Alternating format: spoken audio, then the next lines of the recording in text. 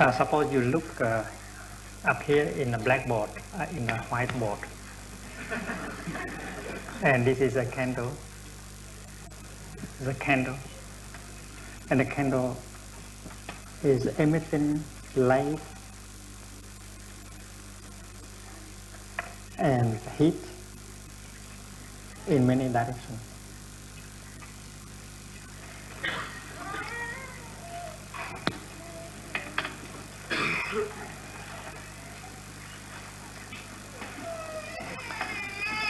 And this candle may take 5 hours, 7 hours to burn to the end, right? And after all the wax is gone,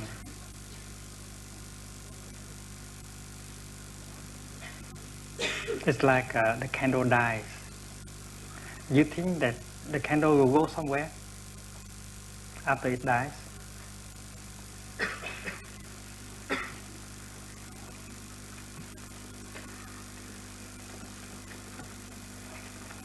The candle has something like 5 hours to live,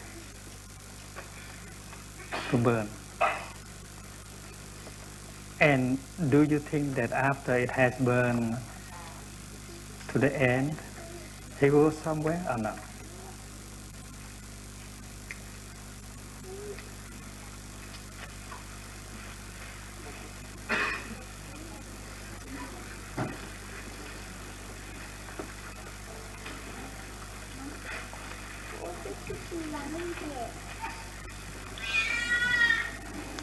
And do you think that this is the end of the candle? This line is the line of the end of the candle? There is a candle from here up here. I agree. You agree. We all agree that from this line up there is a candle. But do you think that from this line down there is no candle? No or yes?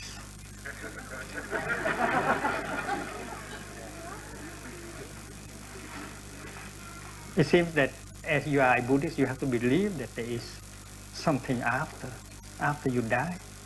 And if you are a Christian also, you have to believe that after you die, there's something that will go somewhere. In the candle, in the case of the candle, do you think that there is something left after the candle has burned itself completely? Who said yes? Not too many. Who said no? There's no more candle after. Many people are not decided.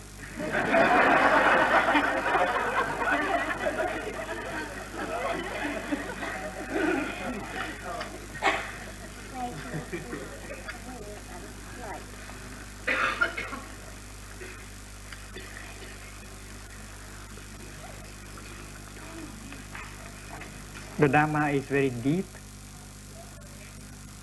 and lovely. We have to learn to learn with all our heart in order to really understand. The question, where shall we go after we die, is a good question.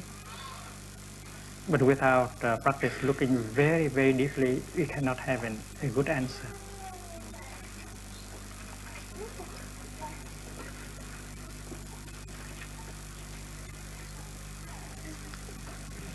Look at this candle. In this moment, this is the present moment. This line is the present moment. In this present moment, the candle is already going somewhere.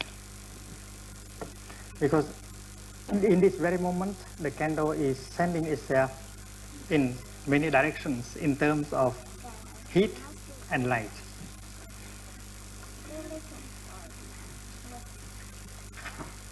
So the candle is going in this very moment. It does not need to arrive here in order to go somewhere. You the same. You are the same. In this very moment, you are going somewhere. There is a coming and going that happens in every moment of your daily life. And you go A little bit like the candle. The candle goes in terms of light and heat. And you go in terms of thought, speech, and physical movement. Three kinds of action. Every moment of your daily life, you are offering, thinking, speaking, and acting. And you go in many directions. Speech, you go into your children. Anything you think, anything you speak, anything you act, you go to your children, and to your friends, and to the cosmos. And that is called karma action. We are spending ourselves, we are going.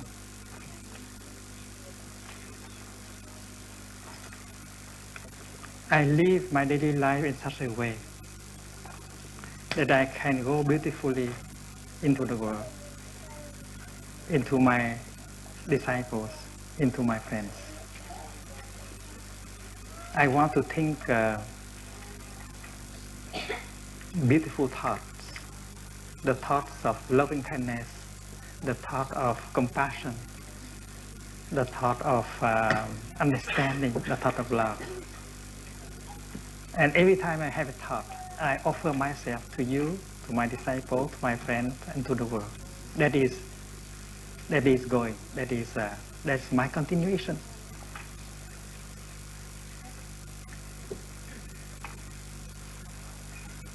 And I don't want to offer the negative things. I want to transform the negative things so that they become positive before I go, because I will enter into the cosmos, and the closest are my friends, my disciples. So when you look into my disciples, you can see me. When you look into my friends, you can see me. And this is very scientific. I continue to go into my disciples and to my friends and to the cosmos. You can see me outside of my body. And this is my practice. The candle does the same, you see. The candle is offering light and heat. And the light is offered to the world, the heat is offered to the world, but the light and heat is offered through the candle by itself. The light of candle can light the candle, and the heat of the candle can cause the wax to melt. And it is because like that the wick can absorb the wax, so the flame can be powerful. So any action made by the candle affect the world and affect itself. Any action come out from the candle goes back to the candle also. When you have a thought of loving kindness, the world profit and you profit also. The effect is immediate. When you say something very nice to another person, you offer that person receive, has an effect on that person, and you also profit from that loving speech. Or any action of yours can affect the world and affect yourself. And some action, some thought, some speech come back to you right away in this very moment. But sometimes a thought or a word would need more time in order to come back to you. You say something not true. That speech affects you right away now, but later on it will back to you. And people discover that it's a lie, so that goes back to you, and you have to bear the effect of that. There are things that we do now but we have to suffer 10 years later or 20 years later. So the karma, it means the action can have two kinds of effect: immediate effect and retarded effect. It's like some medicines. When you swallow the medicine, it will release some substance and it has effect now, but later on it will continue to affect you. So your thinking, your speech, and your act affect you right away, but later on will continue to affect you. So suppose here in the present moment you do something, or you say something very strong. It go out of the world and affect the world, and it go back right in and affect yourself. But some action will go back to you later on, and that candle has to burn until this line in order to receive the retribution. In Vietnamese we say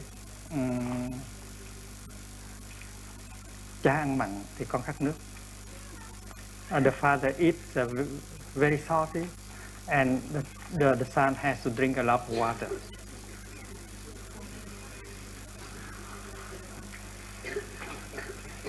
So whatever you do, you think and you speak now will have an effect right now and will have effect later on. And suppose you do something very strong, and you have an effect here. If your son will have to get the retribution, because your son is your continuation.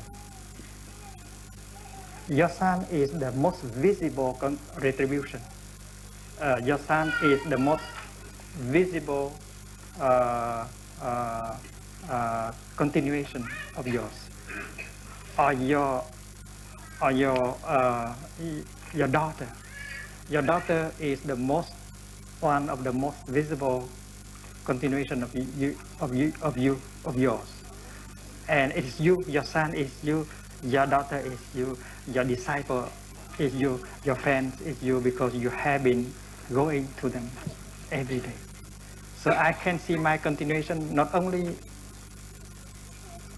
in this body, in this consciousness, but I can see my continuation in my disciple, in my friends, and in the world.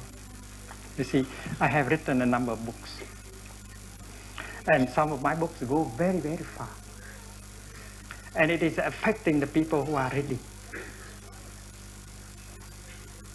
I have offered many wholesome thought, many insight in my books, and some of the books go into the prisons, and prisoners have been reading and practicing, and I am in prison, because I like to be in prison in order to be helpful. So there are many prisoners who are my continuation, and there are Catholic monks and Catholic nuns who live in cloisters, and they have read my book, and they have written letters to me. They were able to release some of their views. They feel much lighter, and I am continued by them. So I can see me continued in many forms. So when at this point, when you don't see my body anymore, you say that Thầy is no longer there. That's not true. Thầy is there, but you have to get the eyes of sightlessness in order to recognize him. It's like when the cloud has become rain, the cloud is not lost, and you can recognize the cloud in her new form, the rain. So when you don't see Thầy in this form anymore, you can recognize Thei's presence, Thei's continuation in other forms, and the most visible is his disciples. Look at the monks, the nuns, and the lay practitioners in Plum Village. You can see Thai. It's not very difficult. The way they walk, the way they smile, the way they cook, the way they sweep the ground, the way they help other people. Well, there's a lot of Thai inside. So the question can be answered like this. If you know where you are going in this moment, there will be no difficulty in knowing where you go after you die. You are dying and you are being reborn right here and right now in this very moment. You don't need to arrive at this point in order to die. You are dying in every moment and you are being reborn in every moment, not only inside of yourself, but also outside. We know that there are many cells in the body. And the cells in our body, many cells in our body die every moment. In this very moment, many cells in us die in order to make room for other cells to be born. So birth and death happen right here and right now. You don't need to arrive at the age of 80 in order to die. You are dying now in order for you to be born now. Birth and death are happening in every moment. That is the teaching of the Buddha, and you have to practice looking deeply in order to see that. So when you say after I die, you mean that now you are not dying. That's not true. You are dying in this very moment, and you are being born right in this moment. Suppose that happen in every moment. Many thousands, many millions cells die in this very moment. Every time someone dies, we organize funerals and we cry. But if every time a cell in our body dies, and if we organize funerals and cry, and then we have no time to do anything, no time left to do anything at all,